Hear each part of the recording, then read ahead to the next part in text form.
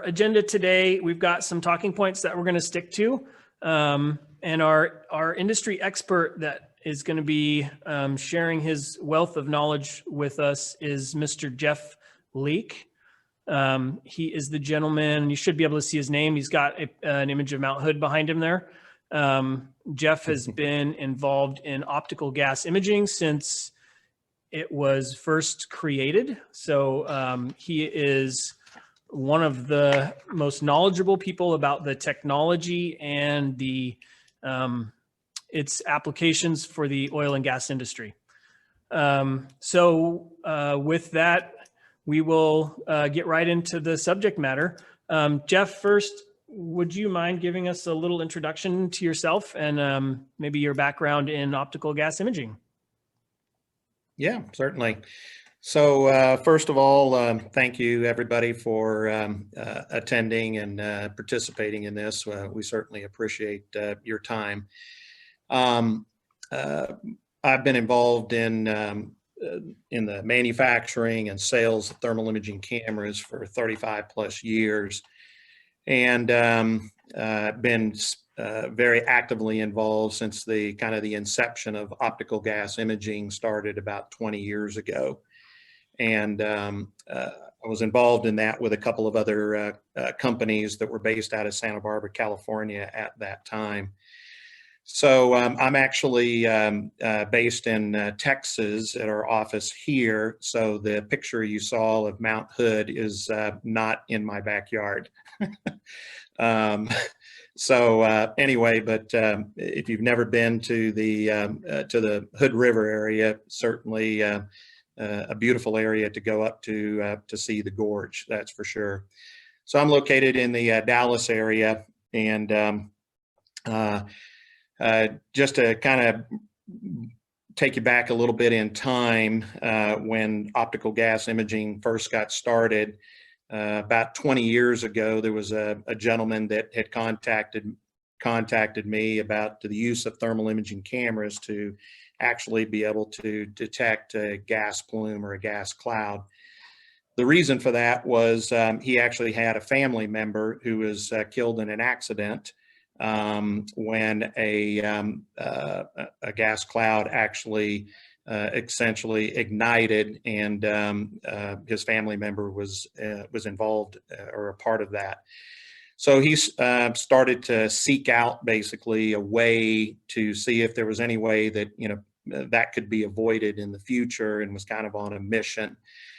So with that, his original idea for using an infrared camera was that based on the fact that it provided an image and it provided non-contact temperature measurement, and thinking that the gas, the different types of gases would be cool or cold, that you would be able to image that just based on kind of temperature or energy differences.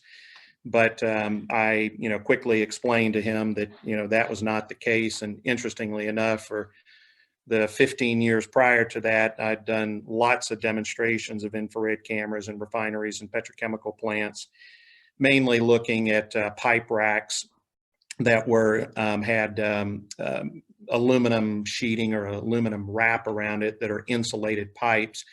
And they were often looking for the same kind of problem, where they may have a pinhole leak around a weld seam, and their thinking is that by conduction, basically, that it would create a cold spot on the metal sheathing, which in this case was usually aluminum. But just about impossible to do because of low emissivity conditions that exist on that. And the leaks would often get dissipated underneath the insulation. So it was really just kind of a lost cause. So anyway, when he asked me about this, we were actually at the time working on another project with the Air Force, and we were actually imaging the combustion of jet engine fuels, basically on fighter jet aircraft. It was used for target signature analysis. And in doing that, we actually started working with these narrow bandpass cold filters. So I mentioned this to him and said, I think maybe this is more of the way to do this, so that we can line up the absorption bands of the different gases that you want to be able to detect, and maybe we would then be able to visualize those, but we really weren't sure how to do it.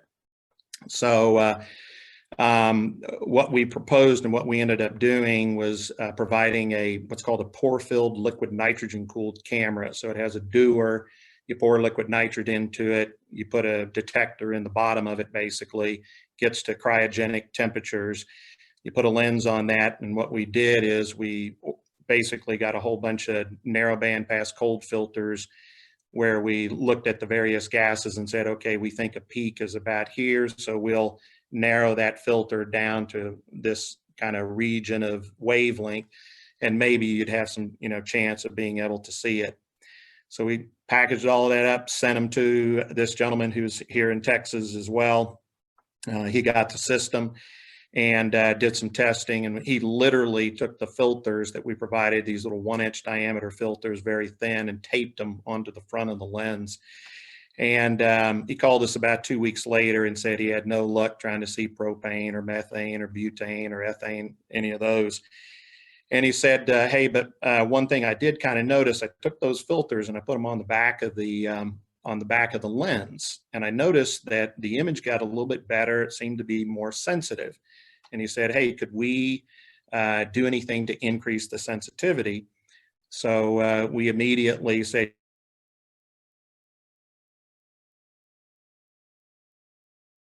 filters in the mid wavelength, and we'd put them inside the dewar with the focal plane. Put it in front of the focal plane, behind the dewar window, behind the lens. So we did that, and he came out to California, and in Santa Barbara, we set up the system out in a parking lot behind our offices, put a propane bottle out there, and cooled down the sensor, and turned on the monitor and made some adjustments, and then lo and behold, we saw gas. And this was literally 20 years ago, and it was the first field operational OGI camera. There were some people who had written some papers about maybe doing it, but nobody had actually did it, and we were the first team to actually make it happen. It was probably, in my 35 years, I would say one of the most magical moments of just kind of like, wow, this is pretty incredible. And, we saw immediately what the potential probably was going to be for the technology.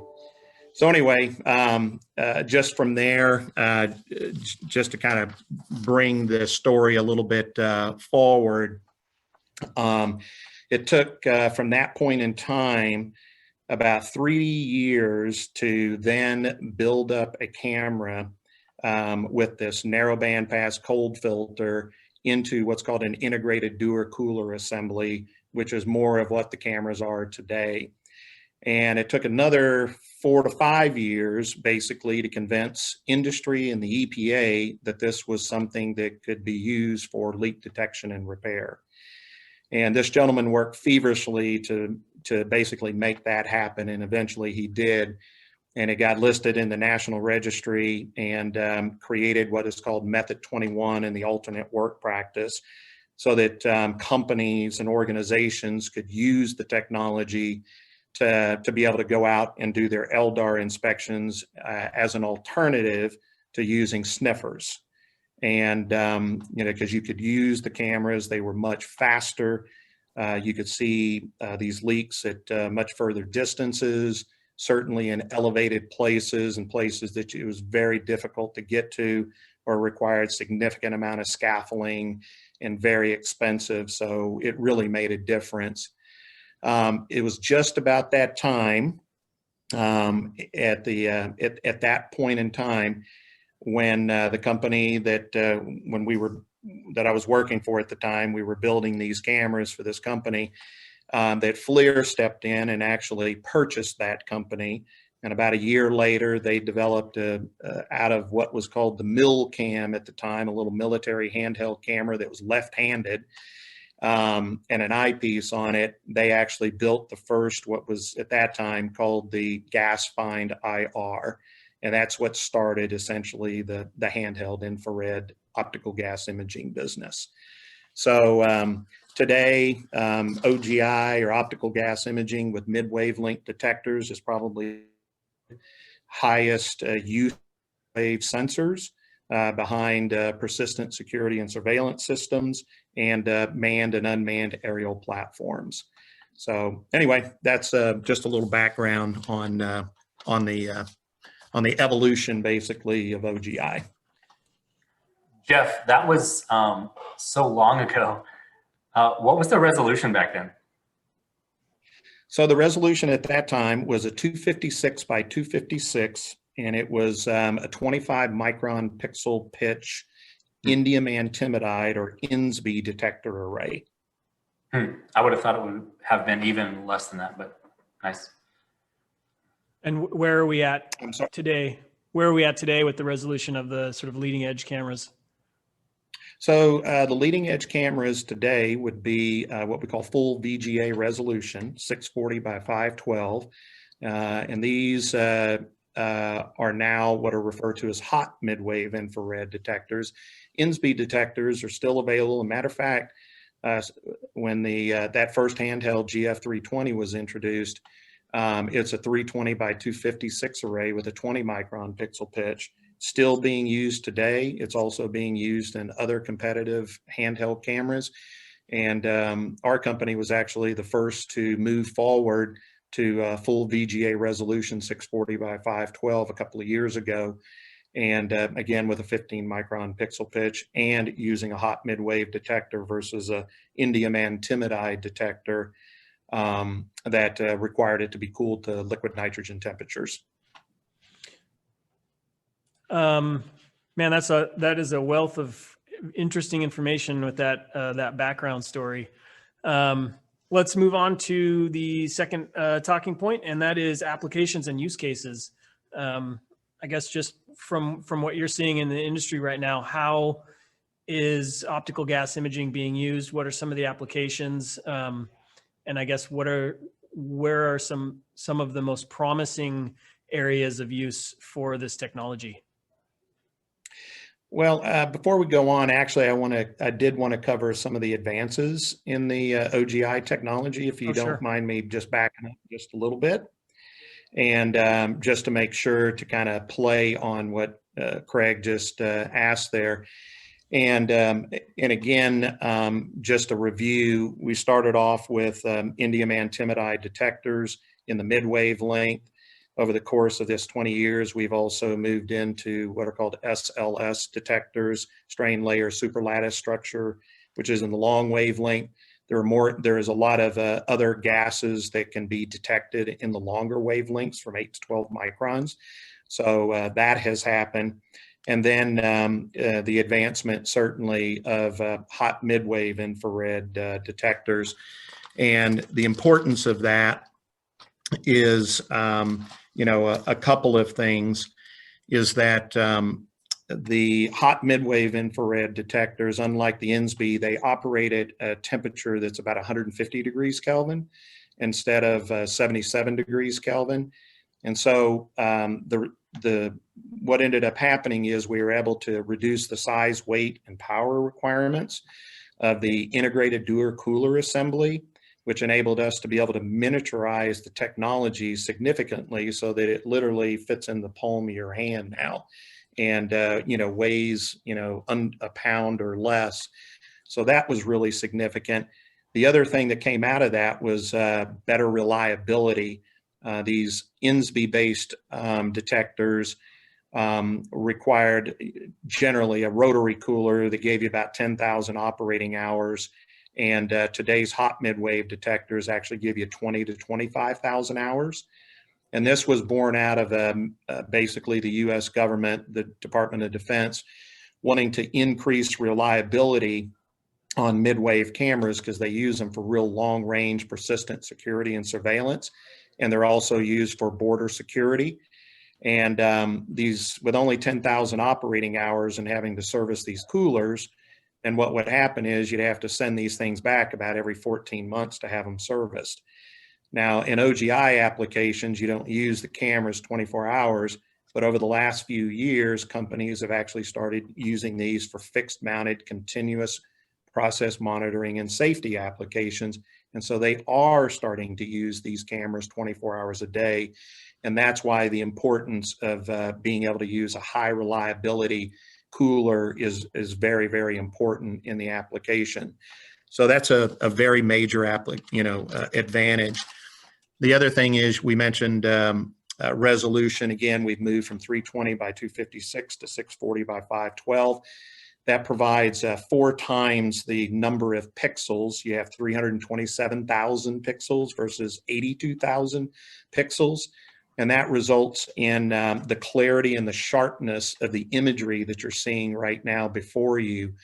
It makes it way easier for the operator to be able to discern, these gas leaks basically. And you can do it either smaller gas leaks from further distances, with the same optic, or you could put narrower field of view optics on the camera and again, see them at much further distance than you can with the current technology. So this has been a very, significant advancement as well. The other thing is lenses. Lenses and optics have gotten a lot better, over the years. We specialize in helping lens manufacturers kind of optimize the performance of their lenses by our recommendations and suggestions. And so we've used lower F numbers and we've used much better coatings, the narrow band coatings to match up with the detector and the narrow band pass cold filter for being able to see and visualize the gas cloud. So this has been a significant improvement without any loss of sensitivity. So that's very, very, important.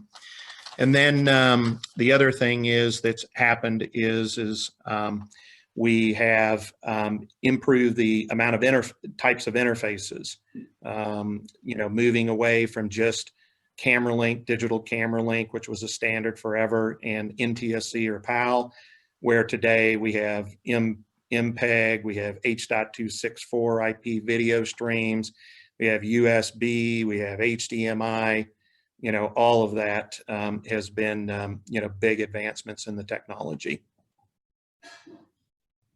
So I think Steve may have had a question there, Adam, before I go on. Yeah, I just saw that come through. What is the standoff distance? Can you read that off to me? I can't see that except for a second. What is the standoff distance to accurately use the system? So it depends on a lot of things. That's a great question, Steve. The first thing is it depends on the lens. And the second thing it depends on is the environmental conditions. The OGI inspections are very dependent on the environmental conditions, meaning how windy is it?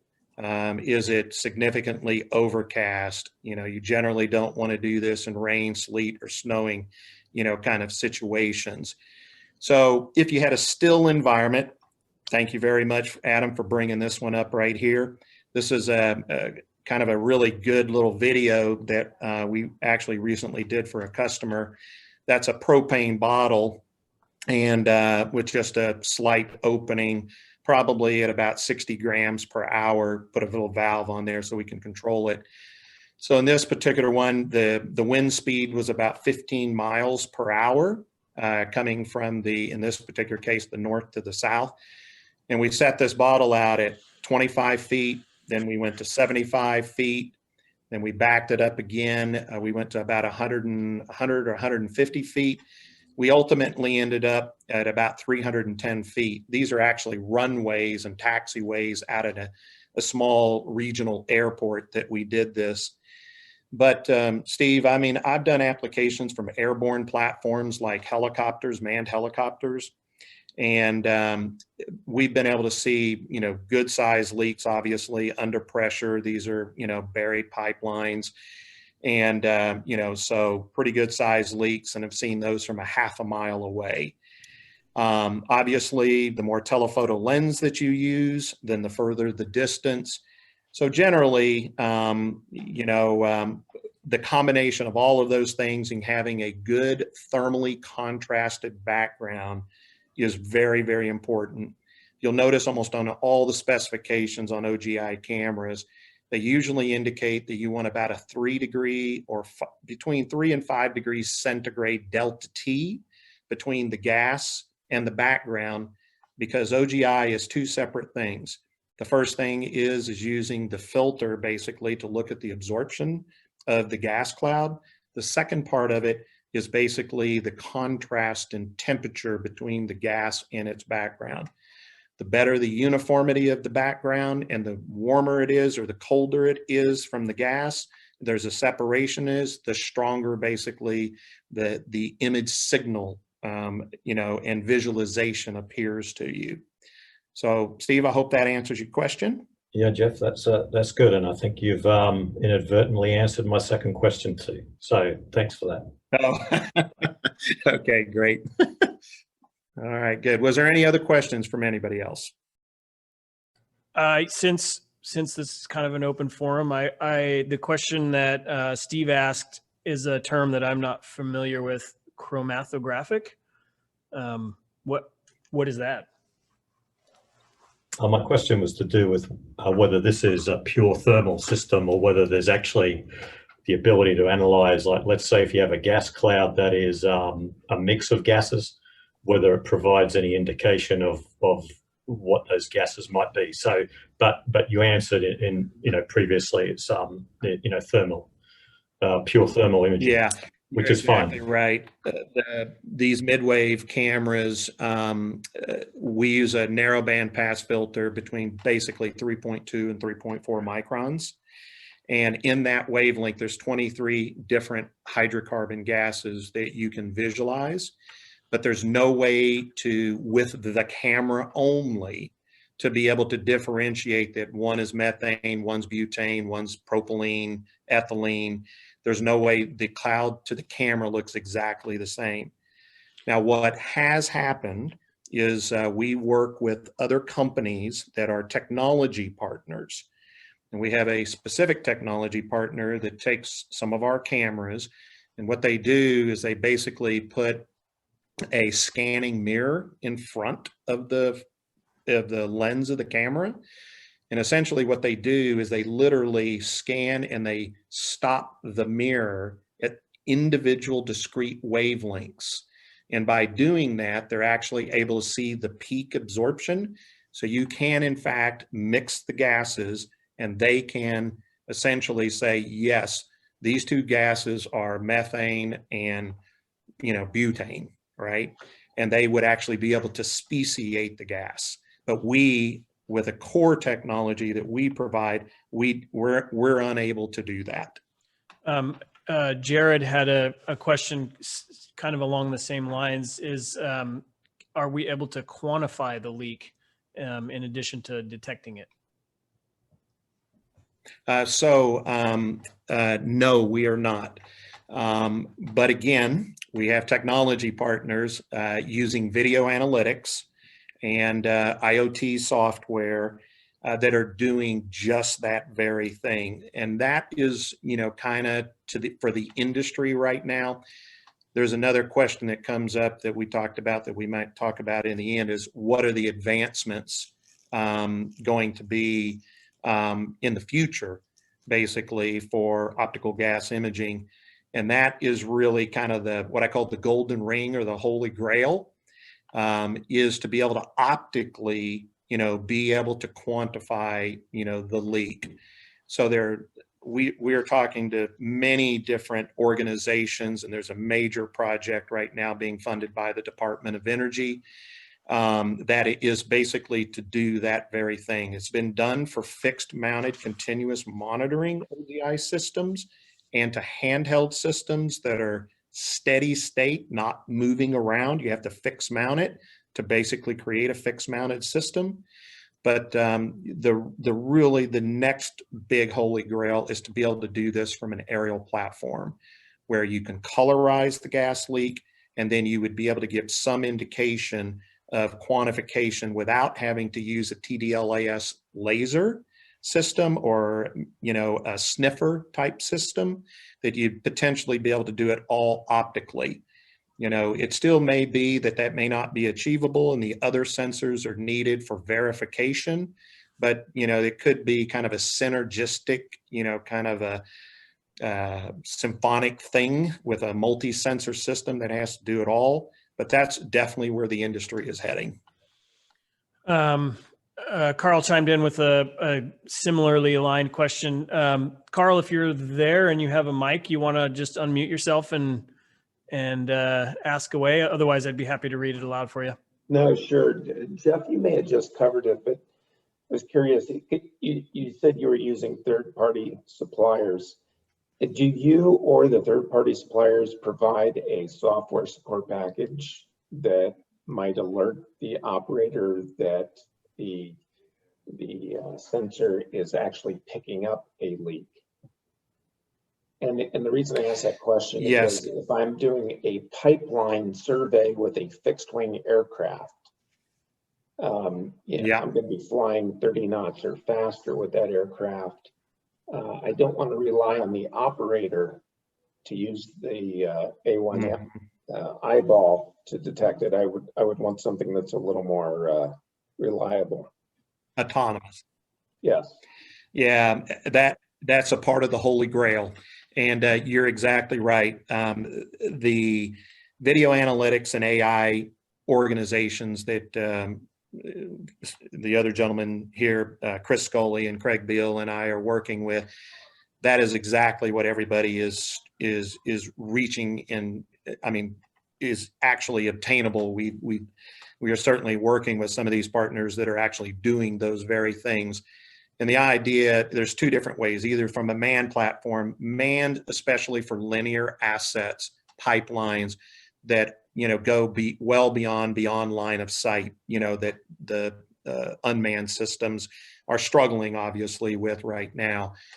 The one thing on doing linear assets and doing all of this, speed is, I just want to throw this in here, but speed is important.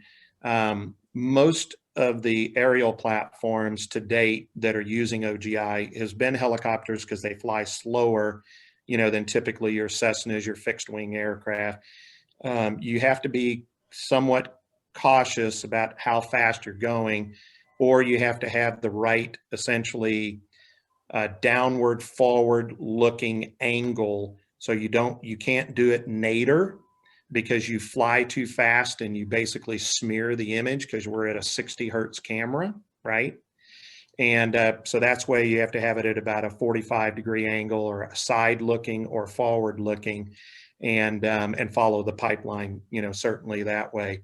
But anyway, to get back to your question, can you automatically alarm? So absolutely, that's what they're doing in fixed mounted systems. Again, envision a pan and tilt positioner. It stops and stares, and then it brings in those frames, and then it looks for a change or a motion. And these gas clouds have a very unique, kind of shape and flow to them. They're pretty easy for analytics to be able to colorize them, pick them out, and then from that they can. It's usually created through a region of interest that generates an alarm output or a trigger, an alert. It can be visual on the screen, or you can tie it into some type of a relay, and that way you can actually have an audible or a light or something like that, that comes on. All of those things are trying to be achieved from an aerial platform, because the next big thing, I think, that we seem to be getting a lot of interest in is using the technology for autonomous, unmanned, vehicles flying a very specific pattern and doing that very thing, and being able to alert the plant, that there is a active, gas leak that they may not be know that exists. Does that help answer your question? It does, yes, thank you. Well, actually, a follow-on question. Airspeed, obviously slower is better. You seem to indicate that if you're flying a 172, that may be a little too quick. Is there that's what, about 110 miles per hour typically? Right, yeah. Yeah, it's usually a little bit too quick, and you don't want it to slow down too much and fall out of the sky. But that's where, if you're going to use that, again, it's about getting that forward angle right. And again, if you're trying to do it nadir, it'd be very, very difficult to do that because it just blurs the image. Because your frame rate of your camera is slower than your forward, motion rate is. Okay, thank you. So yeah, you gotta look forward, or I have seen some side mounted. They're side and downward looking. So, because I know on the Cessnas a lot, if it's the 4-seater, they take out the back seats and then they put the, they put the peephole basically down below that. And a lot of people then, their sensors, especially if they're high speed, they're looking at a nadir position, directly downward, perpendicular to the surface.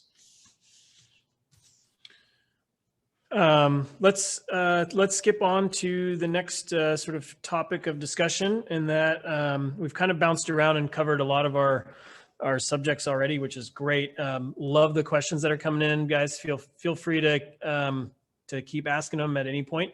Let's go on to benefits and ROI of optical gas imaging.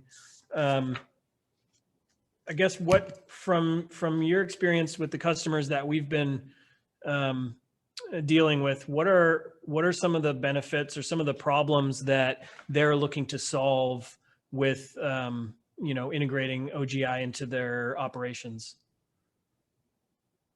Well, number one and foremost, across the board, from an industry and regulators standpoint, it's always about improving safety, reducing the loss of life, the potential for catastrophic, events. They want to protect their employees, they want to protect contractors, and they obviously want to protect the general public. The second, probably most important ROI in many cases is reduced product loss. Obviously, you go through all this effort to get it in the pipe. The last thing that you want to do is to lose it. And it's literally like burning dollars into the atmosphere. So you certainly want to reduce product loss.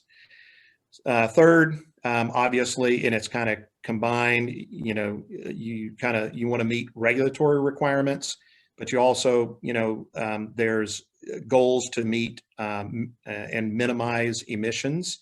And at the same time now, throughout industry, there seems to be a very strong push to terminology that has gained a lot of traction called net zero. And net zero emission goals, many of your super majors, your majors, and your midstream companies, have made great strides and big efforts to be able to try to accomplish that. So I think that's very important as well.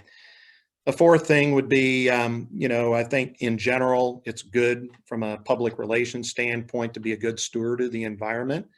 We obviously see lots of commercials and that sort of thing on TV and various ads, and companies do an excellent job of wanting to promote that, but they're actually doing it as well by implementing these leak detection and repair type programs. The other thing is that when you ask, from an actual pure use of the camera, it really comes down to being able to do things from a distance and to be able to do it safely. Again, I spoke about the use of sniffers, which are still being, used significantly in industry as well. And they have their place, but generally speaking, you can cover a lot more equipment in a very short period of time over a very large area from a very safe distance. You can also cover elevated structures, usually a lot better with OGI. The sniffers require scaffolding to be built around these towers, especially in refineries, petrochemical plants, chemical plants, LNG terminals, whatever. So this can help minimize or eliminate that. People have been doing it with handhelds, and now that's being done by using certainly your unmanned multi-rotor type of systems that our systems are ideally suited for being able to do that. So you can do it in a fraction of the time, and so another big benefit to companies is that lowers cost, operational cost and maintenance cost as well. And the other thing is that OGI has a great way of being able to determine the point source. Where is the gas leak actually coming from? And that's not an easy and insignificant thing that people take for granted. You definitely want to know, exactly, if the packing needs to be changed, or, you have a valve that needs to be changed, or you got a weld seam that's, broken down. And so any of those things, you'd like to know exactly where the point source is. And then the last thing would be, it is the ability to visualize the invisible, which has always been what, thermal has been about, seeing the unseen. And because you can see the point source, you can see essentially the magnitude of it, and then you can also see the direction of it as well. And so all of those things play into, the kind of the benefits of OGI. I saw some questions come in. You want to? Yeah, absolutely. Let's see, this one came in from Jared, and it's a quick and easy one that you might be excited about. Is your system compatible with the Matrice 300? Absolutely. For both the M210 and the M310, we have technology partners who have integrated the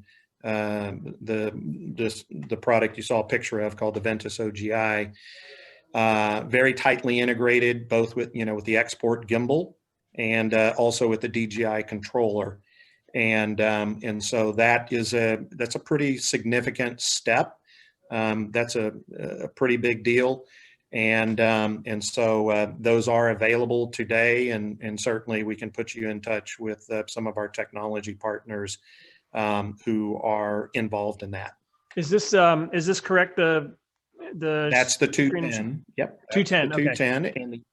And the imagery from that has been some of the imagery when you first received your invitation. That's it flying around on the 210. This was actually taken about a month ago now, and this was over over a refinery. I'll just leave it at that. All right. And that was a 210, and that picture right there was from a 210 also, and that was those are well pad stations, obviously, with the tank batteries that you were seeing on some of that video, with the relief valves, the thief hatches, connections, piping, all of that kind of stuff, and certainly the flares, which is a huge application, certainly for the use of the OGI cameras. So number one, you can tell whether or not the pilot is lit just because of the thermal aspects of the camera. But more importantly, if the pilot is not lit and there's an upset in the process, then you're going to see the escaping gas, and it's a big time application. That kind of feeds nicely into the next talking point we have, which is airborne versus handheld versus fixed mounted. I guess okay.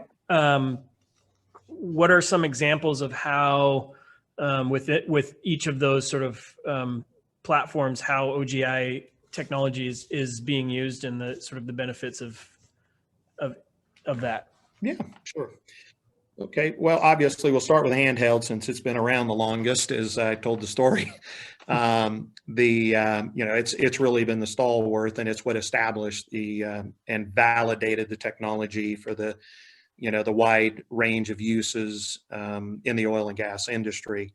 So, one of the major benefits, obviously, is with a handheld, a person can do that at any time, go out and do inspections. Obviously, with a handheld system, especially when you have to go inside of buildings, a handheld is really the main way of being able to do that right now. So inside of, for instance, a compressor building, you're probably not going to fly a drone or something like that. I mean, maybe you eventually will when they get class rated, but at this time, handhelds are really the way to do that. And where you have confined spaces, where you just don't have a lot of depth and you can't, potentially do it from the air, or you can't even see it with a fixed mounted system, then the handhelds are you know, a very, very good solution. So, you know, again, those, you can switch out lenses and see things at, you know, different distances pretty quickly with the handheld systems. You can set up, you know, specific routes at very specific times.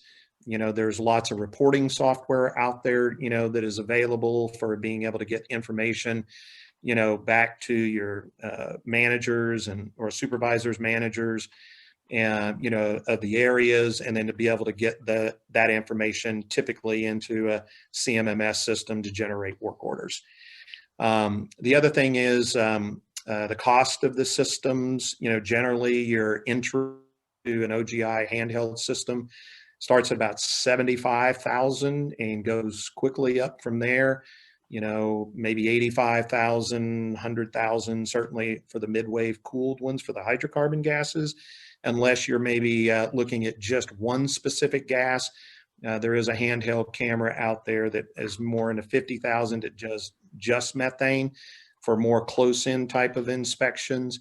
And so they certainly serve their purpose. And, you know, for traditional LDAR inspections with crews, you know, that's still very viable and will be for the future.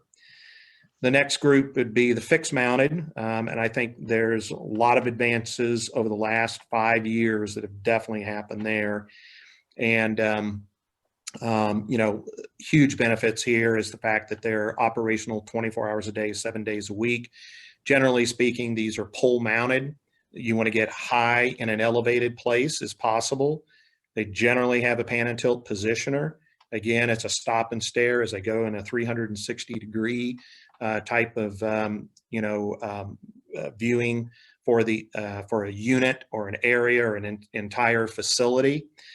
What's nice about these, or all the things that these questions that came in, is this has been the proving ground for being able to, first of all, to be able to colorize the gas plumes to make them very easy and very visual to the operators. Most of those include an integrated visible light camera, so they actually mix the video, daytime color video, with the OGI camera. And actually, usually the visual image is always present in the back, so that the person looking at it on a screen, for instance, sees the equipment just as they see with their own eye. But then if there's a gas plume, it colorizes that.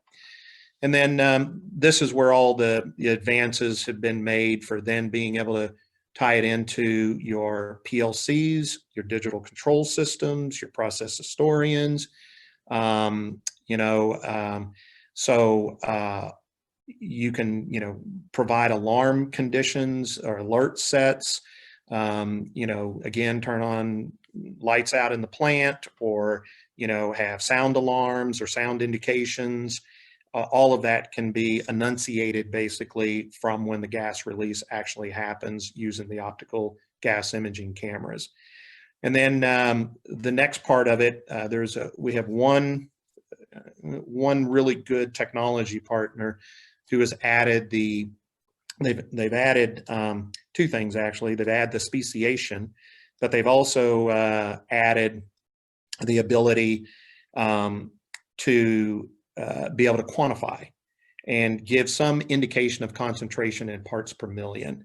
And so, you know, I think it's pretty accurate, but there's a lot more practice and a lot more imagery that has to be collected. And I think with, again, IoT and AI and the learning capabilities, seeing more and more of this, you know, enables more perfection to that. The other thing about these fixed mounted systems is you can use them for a lot of different things. It's not just OGI, it's still a thermal camera. So people can, you know, duplicate the efforts of it. You can use it for, you know, being able to find hotspots on electrical and mechanical equipment. You can do spill detection. Let's say if you're out, you know, in you know, at these well pads where you have all these tank batteries and they're concerned about spills around below the tanks and, you know, inside the berm areas.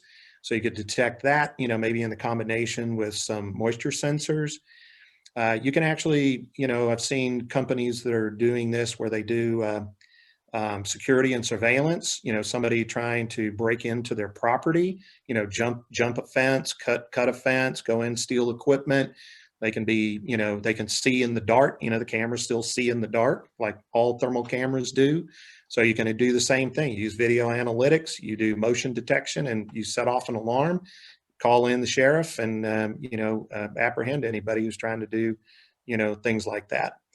So, the other aspect is I've seen people doing tank levels, because with thermal cameras, you can see the separation, of, water, sand, oil, air gap, and you can precisely see that. So if you have a fast drop, that usually means you got a leak, and you can tie this in, create the alarm, and that's all done visually with the thermal camera. So very, very powerful capabilities. The cost is really the issue right now. Systems like this are generally, they're starting at 100,000, quickly get to 150. And if you put, longer focal length lenses and do them at, 1,000 meters, you're talking about systems that are probably up in the 250 to, maybe $350,000 price range, because you also have to factor in installation, as well, and then tying that into your SCADA, PLC, digital control system, process historian, et cetera. And then finally is the airborne side. The airborne side obviously is very, very exciting. It's moving and shaking, as we all know. And, I kind of break this down into two categories, which we've kind of already mentioned. The first category is manned flight, which has been around obviously the longest.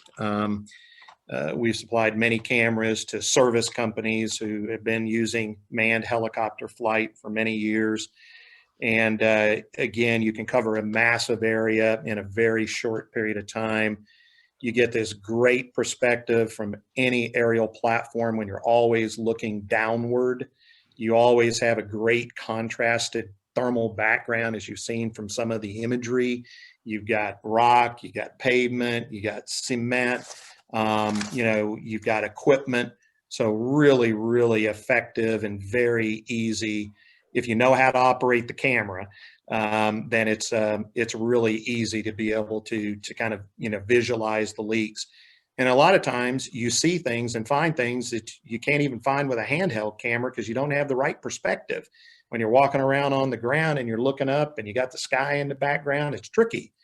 And, you got moving clouds, or you got a clear day, but, looking from the aerial and looking down just gives you this huge advantage, I think. The second thing is, with regards to that, is most of what we already talked about. Manned flight is usually for much longer linear assets. Again, pipelines, gathering lines. Those are, long distances covered in a very short period of time. Works very, very effectively. Excuse me. Obviously, the second one is the unmanned. Here, you're saying, just a tremendous opportunity where you can, fly over a refinery, a petrochemical plant, every one of the units. You can do it in a short period of time. You can do it safely, above these kind of assets that we're looking at here. And especially you can, these are there's advantages to having those short flight times, being able to go up, again, elevated assets, fly all the way up to, the top of a flare, for instance, and, determine whether or not, it's lit, if there's any issues with it. And if it's not burning, see if there's a gas leak. And again, you can do those things from very, very far distances. You don't have to be near it. So I see that as, really, really good. And then the other thing that I see is that this autonomous side, where with the unmanned stuff, you could actually use ground vehicles to walk around. That could go maybe do very specific routes, especially in, like class 1, div 1 areas where permitting is, a significant part of the process. And if you had autonomous robots that could go into these areas, you know, go and do the inspections on a very specific route, capture those images, bring them back or transmit them back live. I think there's going to be tremendous opportunities for industry in that area as well. So that's my review, I think, of those topics. That's in a detail that not many people in the world would be able to provide. We're gonna we have an asset here on our side that we want to take advantage of before we run out of time. We've got the man with the world's I got about best 6 minutes. mustache over here, Mr. Chris Scully, who won our No Shave November contest by a mile. He's got a live demo set up outside of his place that we're going to switch over to. He's going to screen share, and we're going to use that to talk about image processing and enhancements. He's going to be able to visually demonstrate what those are. And Jeff, maybe you can talk through what people are seeing as Mr. Scully kind of flips through the different we'll do this very enhancements quickly modes. so we can wind it up for everybody. Yep. So we'll do this one quickly, and then we'll finish with one last talking point and sending everyone on their way. There you go. All right. So everybody, you're viewing actually a 640 by 512 optical gas imaging. It's late in the day over there, but this is a live image actually. That's a propane tank. You see the little puffs of gas coming out. And we'll just quickly run through, but some of the advances that I've talked about as far as image processing, when Chris clicks the video tab, if you've ever used just a regular thermal imaging camera, you have the ability to obviously manually change brightness and contrast or gain and level. But some of the enhancements are shown down kind of in the middle part of the screen on the right, under mode. And when he clicks on that, we have one of those, which is called CLAHI. And that is essentially, it's a contrast limited adaptive histogram equalization, basically to create more contrast and edge detection. And then what you can do is then you can start to use these other tools for even adding more contrast to the image through doing sharpening, denoise, strength, and blending. All of these can have an effect on the image based on the environmental conditions that any inspector is going to see on a given day. So you can set these things up. So on a day that's a cloudy day, it may be one set of settings. You know, on a sunny day, it may be a different set of settings. You can save these. And then you can, you know, basically once you start using the camera, you never have to touch them again. The other thing is there's all different kinds of, there's a LAP capability. It's called local area processing. Same thing. It just helps bring out the detail. This is especially good when you have a real small temperature delta between the background and the gas, because you're at almost thermal equilibrium, even though you can still see from an absorption standpoint the gas. It just helps bring that out, you know, a little bit more powerfully to the viewer, essentially. With all infrared cameras, you can invert and revert the polarity. Sometimes that helps, where instead of making white hot, you can make black hot. And then in other instances, you can add pseudo color. We don't have to do that right now. But I wanted to get to where it says gas enhancement mode down at the bottom. And this is for short called GEM. And what this does is it's one of those techniques now for being able to colorize the gas. And from that video somebody asked about with the M210, with as stable as that gimbal is, it's remarkable how well this actually works from an aerial platform, because you can get really stable image. Obviously, if you're moving fast, it's because part of this is motion and subtraction, then you know, it's going to colorize anything that's really moving. It's going to colorize it green. But through sensitivity and blending, what you're able to do is change the number of frames that you're doing that over. And so if you are moving at some speed, you can shorten the number of frames, but still get the colorization of the image. So these are some basic things, but this becomes pretty powerful, even, you know, from an unmanned vehicle platform, you know, like a UAV, whether it's a VTOL or whether it's a multi-rotor.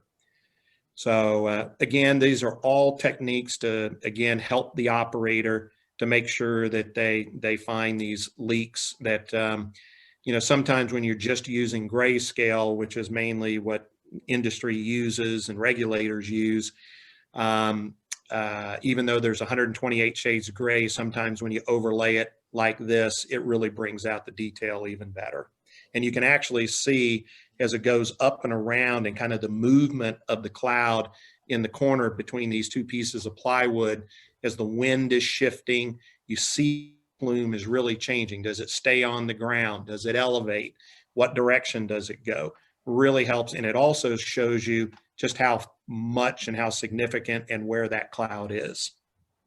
And the last piece here is with any of these cameras, you have the ability to record the images. This particular camera has an SD card where you can do still image, you can save individual images, or you can do image sequences.